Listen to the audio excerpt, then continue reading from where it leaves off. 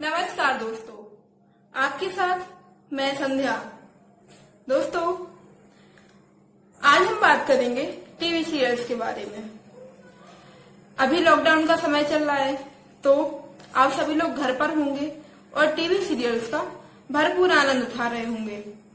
आप अपने परिवार सहित, अपने बच्चों सहित पौराणिक कथाएं, जो सीरियल्स वापस आ गए हैं, उनको देख रहे होंगे। दोस्तों, रामायण और महाभारत जैसे महाकाव्यों की कथा आप सभी ने सुनी होगी और आप लोगों को इसके बारे में जानकारी होगी। पहले के समय में क्या होता था कि चाहे राजा हो या फिर कोई एक आम आदमी, अगर उसने कोई प्रण कर दिया, कोई प्रतिज्ञा ले ली, तो वह उसी प्रण और प्रतिज्ञा पर अपनी पूरी जिंदगी निकाल देता था। चाहे फिर उस प्रण और प्रतिज्ञा से उसे स्वयं को कितना कष्ट क्यों ना मिले या उसके परिवारजनों को ही क्यों कितना कष्ट ना मिले, लेकिन प्रण तो प्रण, प्रतिज्ञा तो प्रतिज्ञा। जैसे कि रामायण हमारा महाकाव्य रहा है, तो रामायण में भी आप लोगों ने सुना होगा, राजा दशरथ ने माँ कैकेयी को एक वचन दिया था कि आप जो चाहें वो मांग सकती हैं।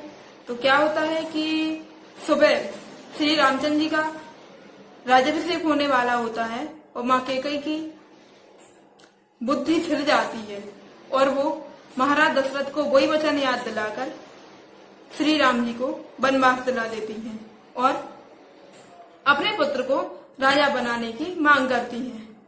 क्योंकि राजा दशरथ वचन में बंधे होते हैं, तो वो अपने पुत्र को वनवास भेज देते हैं और भरत को राजगद्दी दे देते हैं। उस वचन के द्वारा उन्होंने स्वयं तो अपने लिए कष्ट लिया ही, स्वयं तो पुत्र वियोग में जले ही, लेकिन अपने पुत्र, अपनी पुत्रवधू और अपने दूसरे पुत्र को भी कष्ट दिया। इसी तरह महाभारत में भी कई प्रण लिए गए, कई प्रतिज्ञाएं हुई, परंपराओं पर चली आ रही कई सारी रूढ़िवादी परंपराओं का निर्वाह किया गया।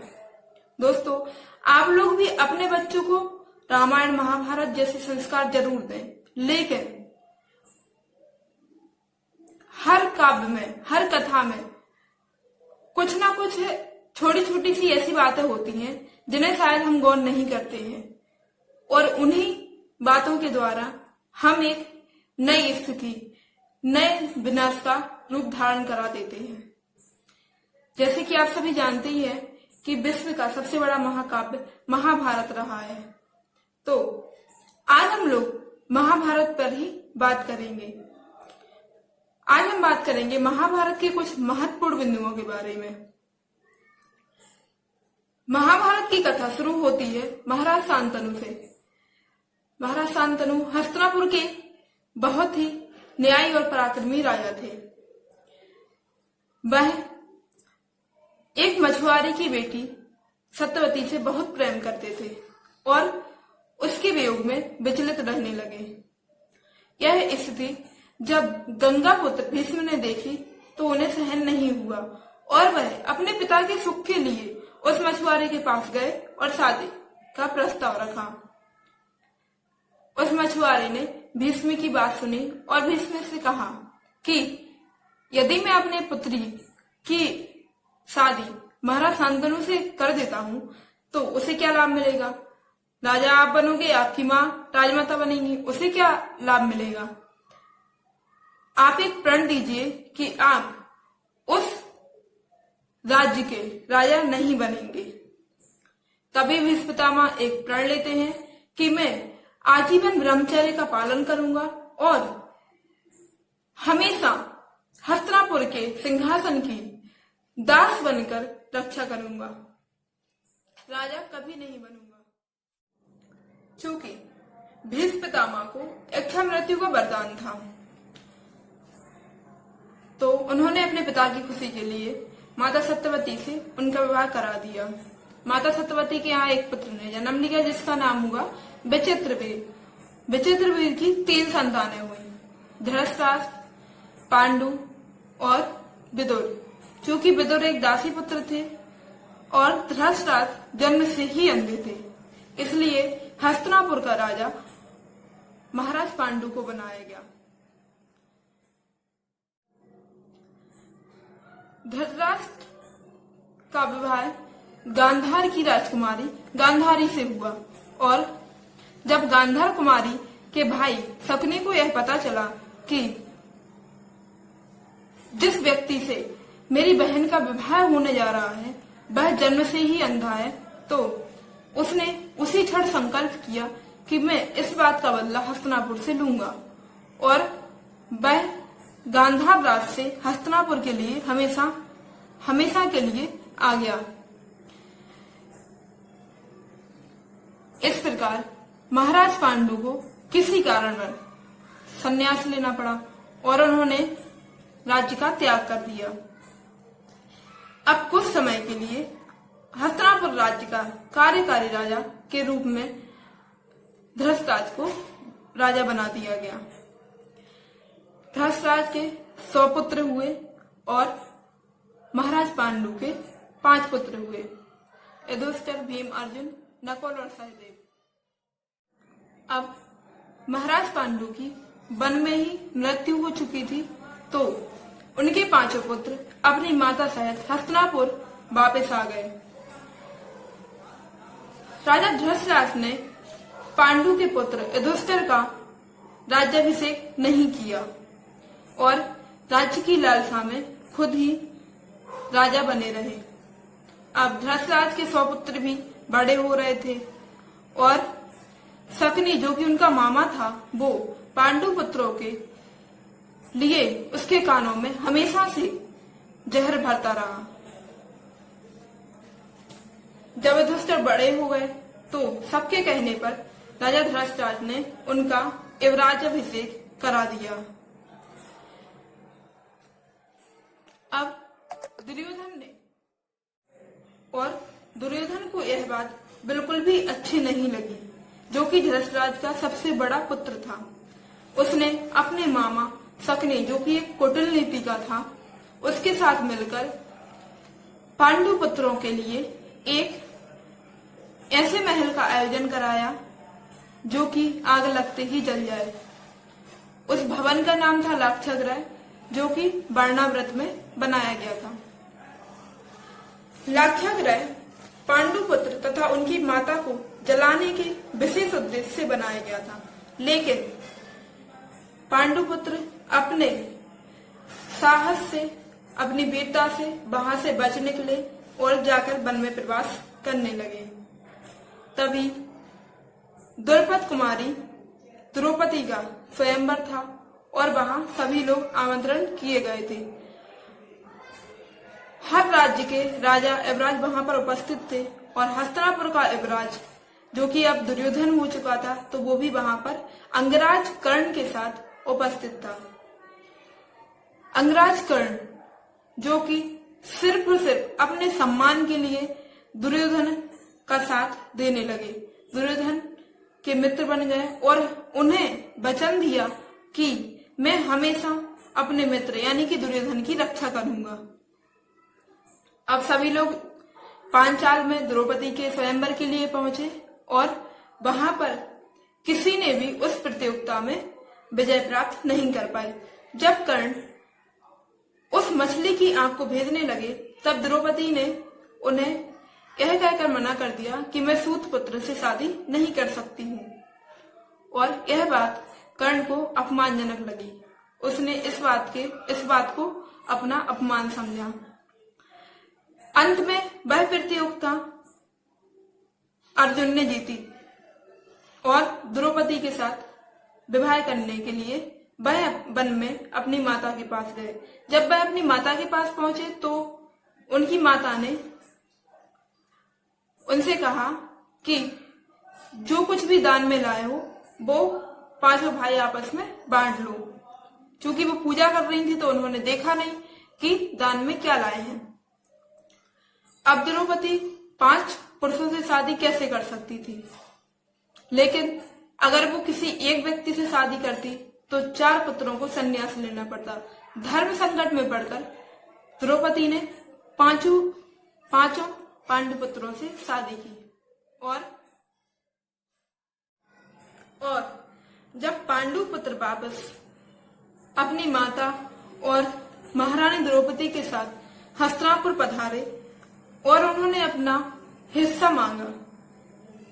तो राज्य के 2 हिस्से हुए और पांडु पुत्रों को एक ऐसा हिस्सा दिया गया जो कि बंजर था।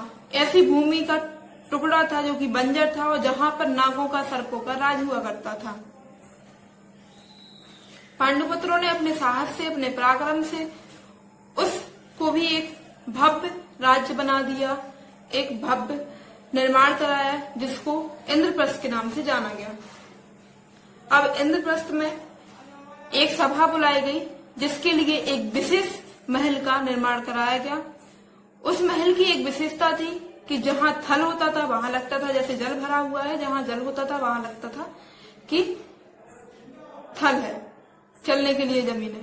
तो उस सभा में सभी लोगों को बुलाया गया, सभी राजा राजकुमार आए और राजसूय यज्ञ होना था। तो सभी राजा और राजकुमार वहां पर पधारे।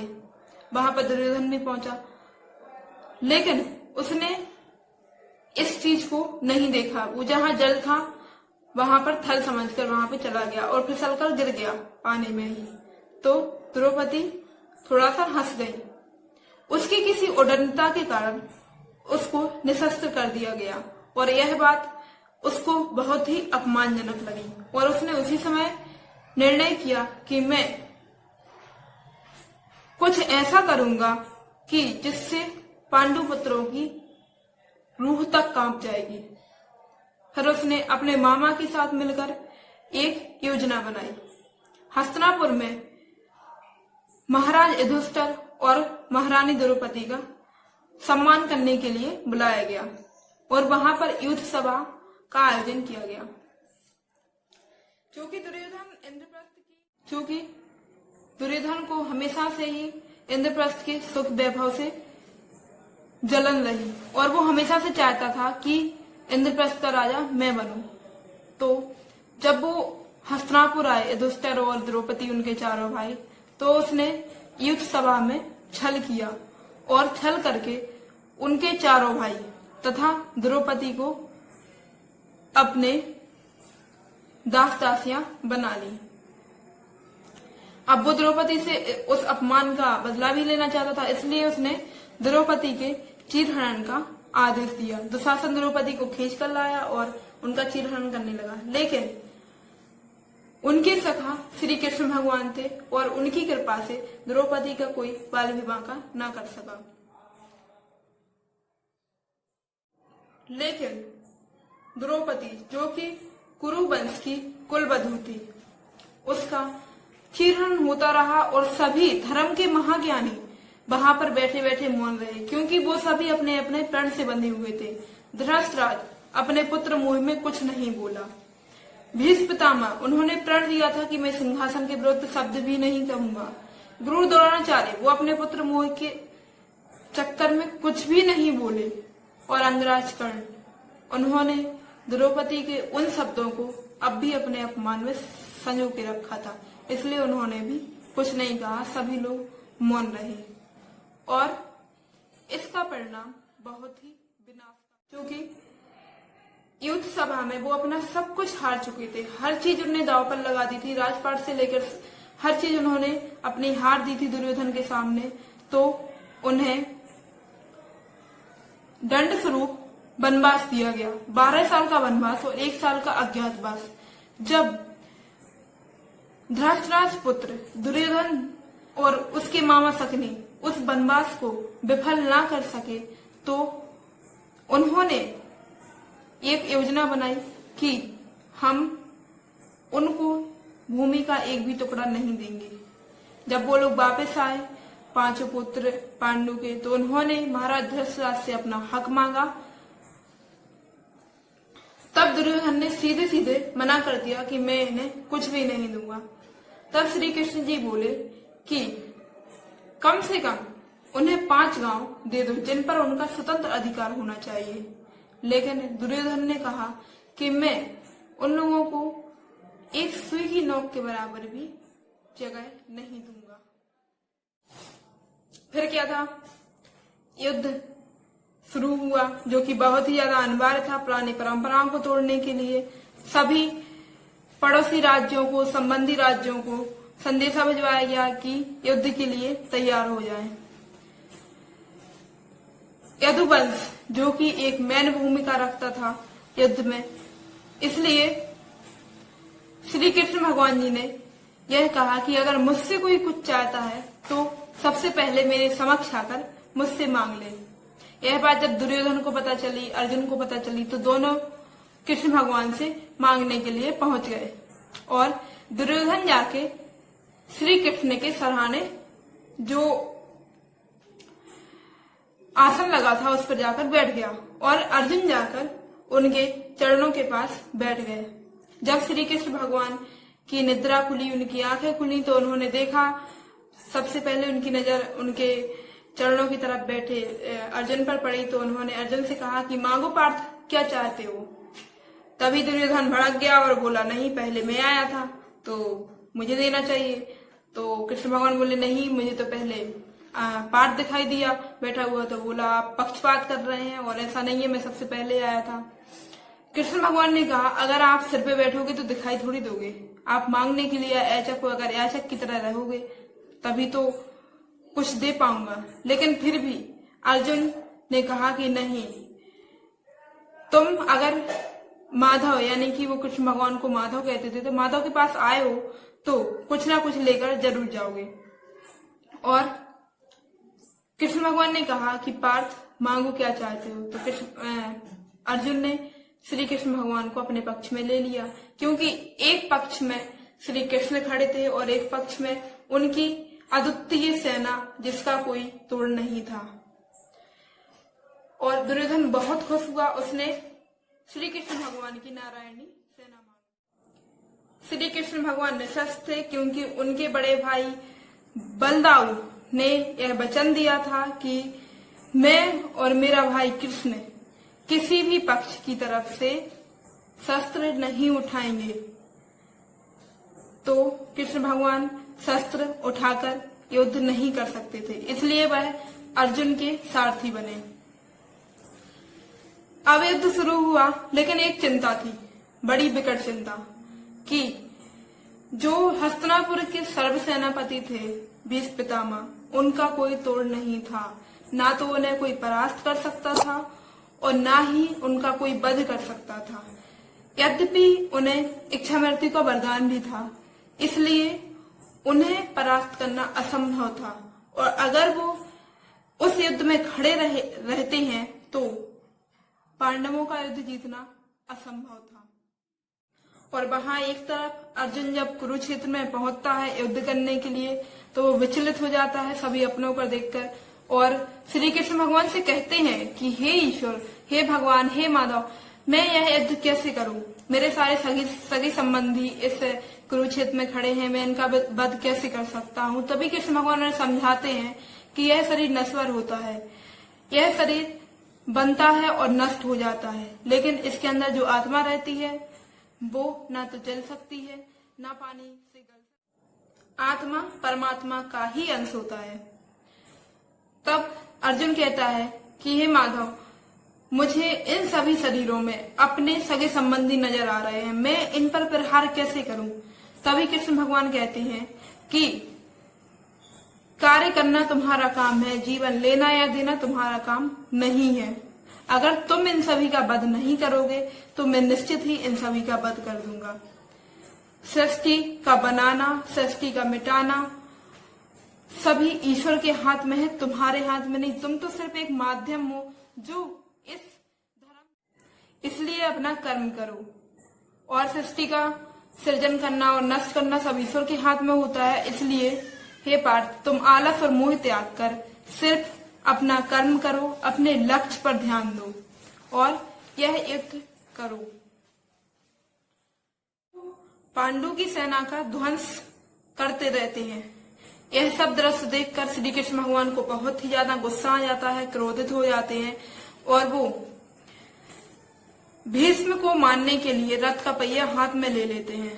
तभी भीष्म पितामह हाथ जोड़कर उनके सामने बैठ जाते हैं और उनसे विनती करते हैं कि हे वासुदेव, मैंने ऐसा कौन सा अधर्म किया है अपने जीवन में, ऐसा कौन सा अधर्म किया है जिसके कारण आप अपना प्रण तोड़ने के लिए तैयार हो गए। क्योंकि कृष्ण भगवान ने यह प्रण लिया था कि मैं कभी भी शस्त्र नहीं उठाऊंगा। तभी कृष्ण भगवान उनको समझाते हैं कि तुमने धर्म किया ही कहाँ है। अगर तुम स्वयं अपने लिए धर्म की रेखा बांधते हो तो वह धर्म नहीं होता है। हमें हमेशा समाज का कल्याण ही सोचना चाहिए। आपने अपने स्वयं के धर्म के चक्कर में कितना अधर्म हो रहा है ये कभी नहीं सोचा।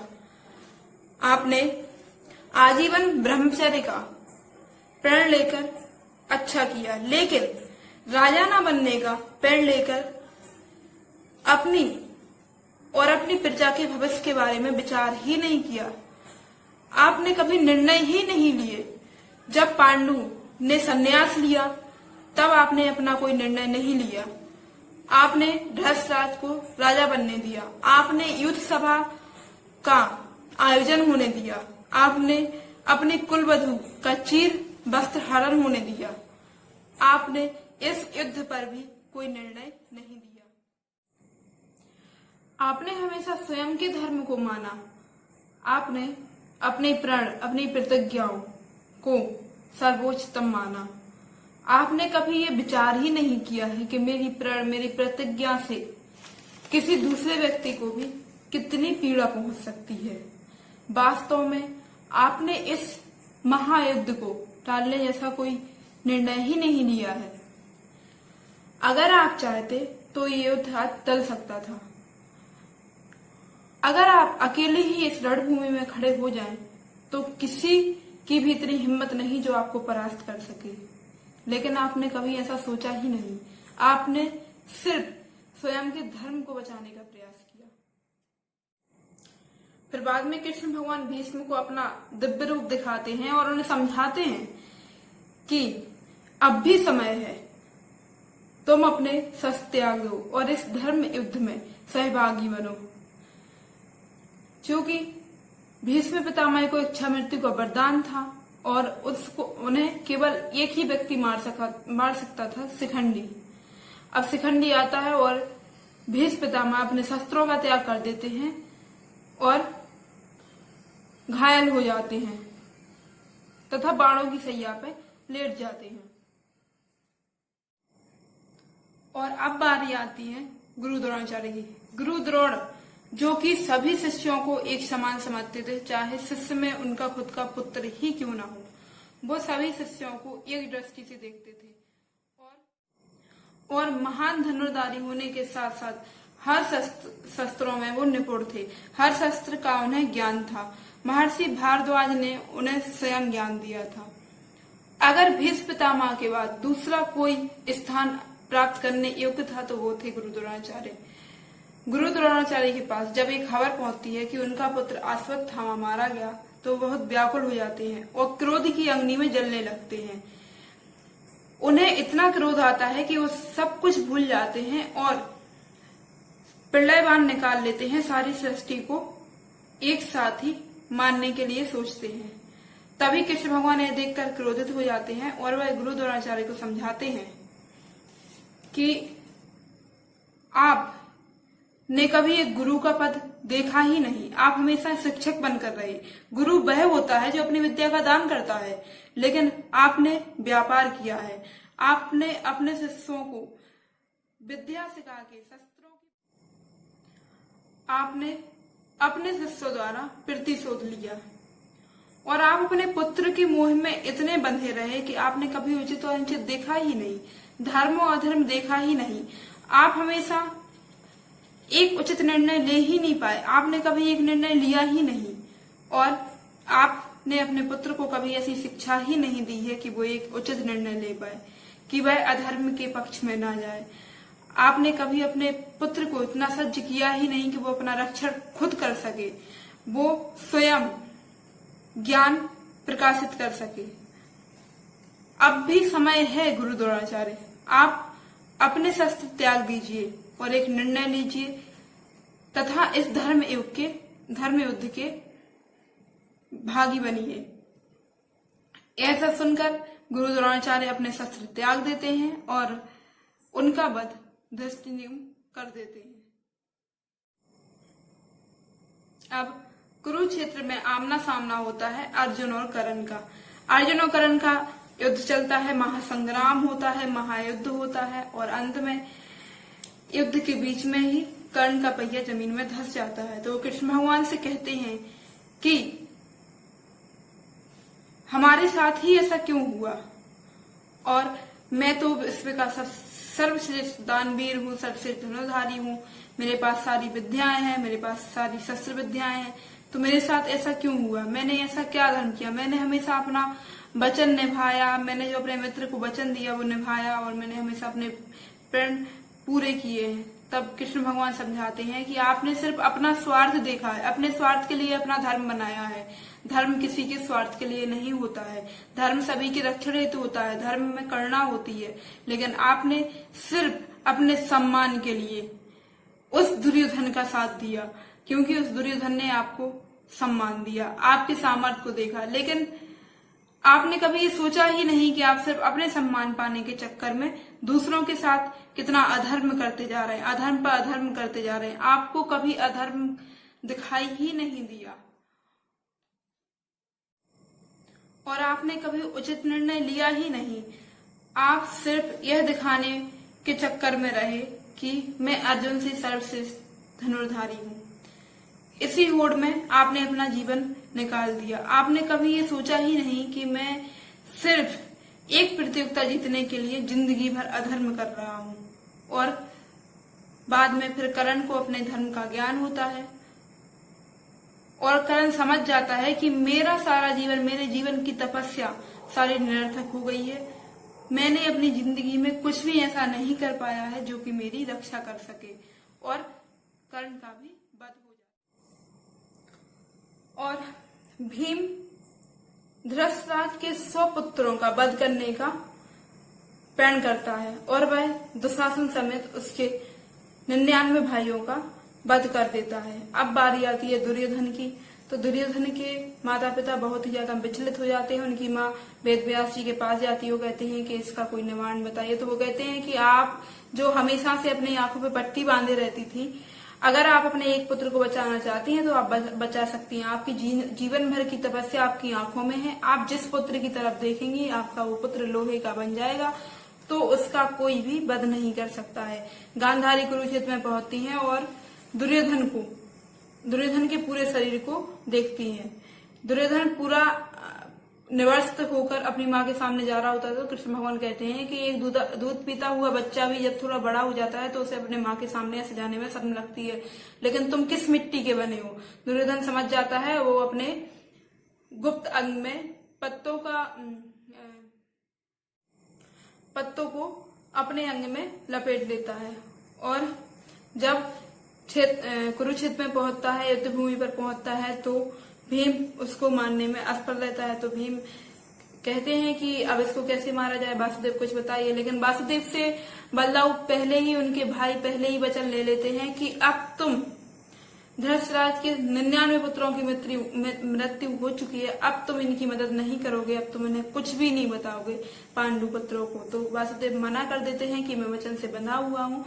तभी अर्जुन को ध्यान आता है। अर्जुन कहते हैं कि इसने द्रौपदी को भरी सभा में कहा था कि आदासी मेरी जंघा पर बैठ, तो भ्राता भीम आप इसकी जंघा पर प्रहार कीजिए। और भीम उसकी जंघा पर प्रहार कर करके उसका वध कर देता है और अंत में महाभारत का युद्ध समाप्त हो जाता है। लेकिन अंत में बचता है तो अश्वत्थामा जो उत्तरा, जो कि अभिमन्यु की पत्नी गर्भ से होती है, तो उसके गर्भ पर वज्रास्त्र का प्रयोग करता है, उसके गर्भ का बच्चा मर जाता है। तो कृष्ण भगवान क्रोधित हो जाते हैं और उससे कहते हैं कि मैं तुम्हें श्राप देता हूँ, तुम समय के अंत तक पृथ्वी के कोने कोने में भटकते रहोगे, तुम्हारे शरीर से मवाद निकलेगी, तुम किसी से भी अपनी मदद नहीं मांग पाओगे, तुम्हारे मुंह पर लोग तुम्हारी बुराई करते रहेंगे और तुम सुनकर भी कुछ नहीं कर पाओगे। तुम मृत्यु की कामना करोगे लेकिन तुम्हें मृत्यु नहीं आएगी।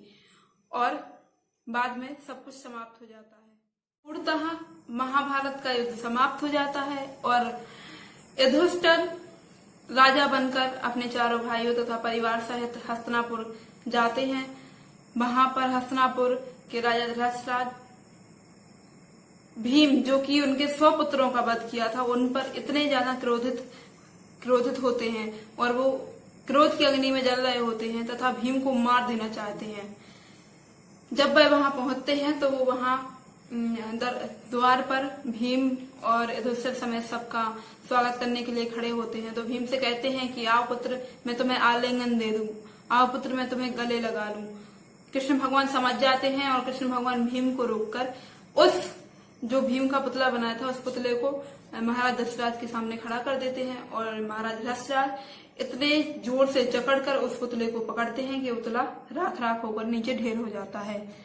बाद में दशरथ रोने लगते हैं, बिलखने लगते हैं, कहते हैं भीम, मैंने आपके साथ गलत किया है, मुझे ऐसा नहीं करना चाहिए था। तो कृष्ण भगवान उन्हें समझाते हैं कि नहीं, आपने कुछ गलत नहीं किया है, हमें पता था कि आप ऐसा करने वाले हैं, इसलिए हमने आपके सामने भीम का पुतला खड़ा कर दिया था और भीम जिंदा है, आपने कुछ भी नहीं किया है। बाद में वो 5 पांडु पुत्रों को क्षमा कर देते हैं और खुशी खुशी हस्तिनापुर का राजा युधिष्ठिर को बना देते हैं। तथा जब युधिष्ठिर राजा बन जाते हैं तभी गांधारी महल के बाहर आती हैं और कृष्ण भगवान को श्राप देती हैं कि जैसे तुमने हमारे परिवार को अपनी आंखों से नाश होते हुए देखा है, वैसे ही तुम अपने यदुवंशी को अपनी आंखों के सामने नाश होते हुए देखोगे। जैसे मैं बिलख रही हूं वैसे तुम बिलखोगे। और यह सब शराब देकर वो रोने लगती हैं। तो कृष्ण भगवान कहते हैं कि मैंने बहुत सारी माताओं के लाड़ प्यार को देखा है, आज तक किसी भी माता की शराब नहीं ली है। माता, आज आपने मुझे शराब दी है, मैं यही शराब स्वीकार करता हूँ, कोई बात नहीं, यदुवंशी का नाश होना भी जरूरी है और वो मैं खुद स्वयं, जब वक्त आ जाएगा तो मैं स्वयं ही उसका नाश कर दूंगा। और इसी प्रकार महाभारत की कहानी का अंत हो जाता है। दोस्तों, सिर्फ लास्ट में मैं इतना ही कहना चाहूंगी कि महाभारत का युद्ध ना हुआ होता अगर भीष्म पितामह ने एक प्रतिज्ञा ना की होती कि मैं आजीवन हस्तिनापुर का राजा नहीं बनूंगा, केवल दास बनकर उसकी सेवा करूंगा। युद्ध ना हुआ होता अगर महाराज पांडु ने संन्यास ना लिया होता। युद्ध ना हुआ होता अगर धृतराष्ट्र ने पांडु पुत्र युधिष्ठिर को पहले युवराज बना दिया होता। युद्ध ना हुआ होता अगर युद्ध सभा का आयोजन नहीं होता, द्रौपदी का चीर हरण नहीं होता। युद्ध ना हुआ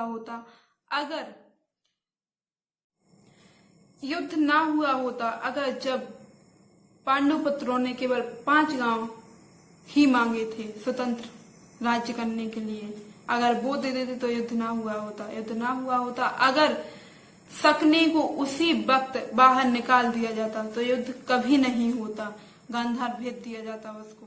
युद्ध ना हुआ होता अगर गुरु द्रोणाचार्य कौरवों के रक्षण में नहीं जाते। युद्ध ना हुआ होता अगर कर्ण ने ऐसा प्रण ना किया होता, कर्ण ने ऐसा वचन ना दिया होता तो युद्ध ना होता, क्योंकि दुर्योधन को सबसे ज्यादा कर्ण के सामर्थ्य पर ही विश्वास था।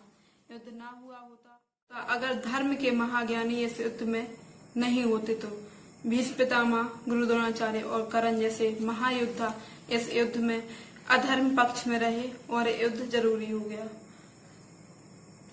और अंत में मैं यही कहना चाहूंगी, मैंने कहानी से कुछ सीख ली है कि महाभारत का युद्ध आवश्यक भी था।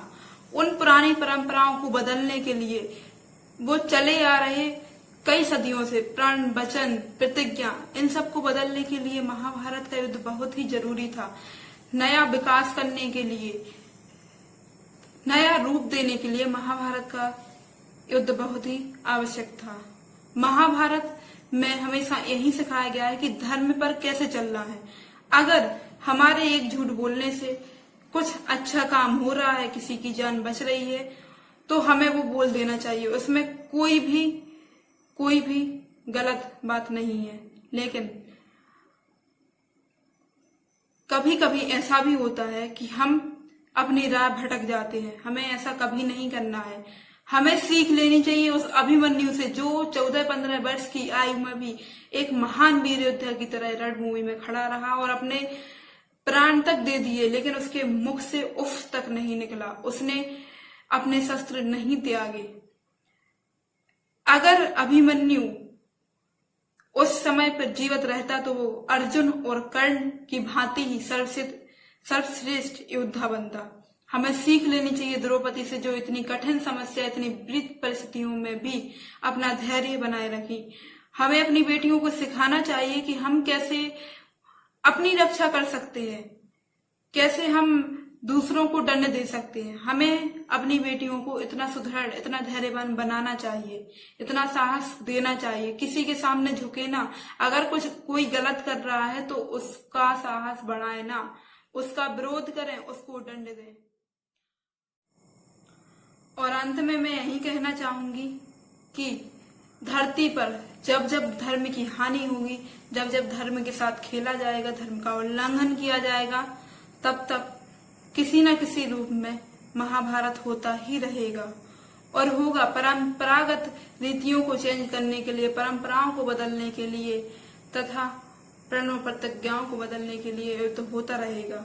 हर परिस्थिति में परिवर्तन जरूरी होता है और परिवर्तन ही संसार का नियम है। धन्यवाद।